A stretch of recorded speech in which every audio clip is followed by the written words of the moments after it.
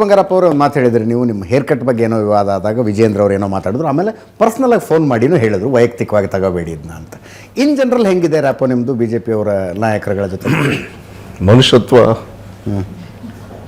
ಉಳಿಸ್ಕೊಂಡಿದ್ದೀವಿ, ಚೆನ್ನಾಗಿದೆ. ಹಂಗಿದ್ದಾಗ ಸಿಗಂದೂರು ಸೇತುವೆ ಒಂದು ನೀಟಾಗಿ ಮಾಡಿಕೊಟ್ಟಿದ್ರು, ಉದ್ಘಾಟನೆ ಚೆನ್ನಾಗಿ ಅನ್ನಿಸ್ತಿರ್ಲಿಲ್ವ ಸರ್ ನಿಮ್ಮ ಜಿಲ್ಲೆಯಲ್ಲಿ?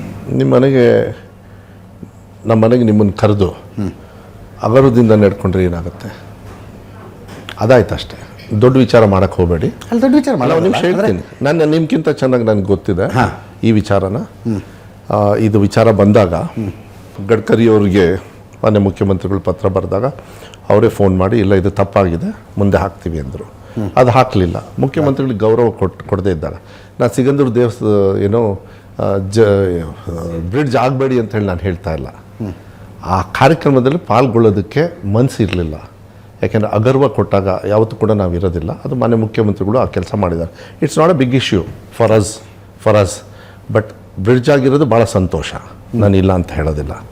ಆದರೆ ನಿಮಗೆ ಈ ಮಾಧ್ಯಮದಲ್ಲಿ ಮೊನ್ನೆ ನನ್ನ ಹೇಳಿಕೆಗಳನ್ನು ಕೆಲವು ತಿರ್ಚಿದ್ದಾರೆ. For all this rubbish what comes on social media. ಅವ್ರ ತೆವಳಿಗೆ ಅವರೇನೋ ಹಾಕ್ಕೊಳ್ತಾರೆ ಅಂತ ಹೇಳಿದ್ರೆ 4 ಕಾಸು ಅದರಿಂದ ದುಡ್ಕೊಳ್ಳೋದ್ರೆ ಬದುಕೊಳ್ಳಿ, ನೋ ಪ್ರಾಬ್ಲಮ್, ಅದ್ರ ಬಗ್ಗೆ ಕೇರ್ ಮಾಡಲ್ಲ.